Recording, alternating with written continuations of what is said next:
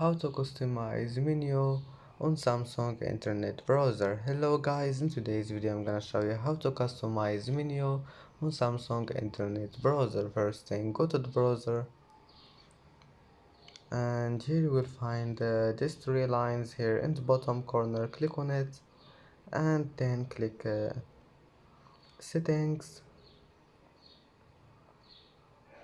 Now just click this one, layout and menu, and after you click on it just click customize the menu, and as you see here you can customize your menu. Just hold on anything you want, and that's it. And that's it for today's video. If you like this video, don't forget like and subscribe, and thank you for watching this video until the end, and see you in the next video.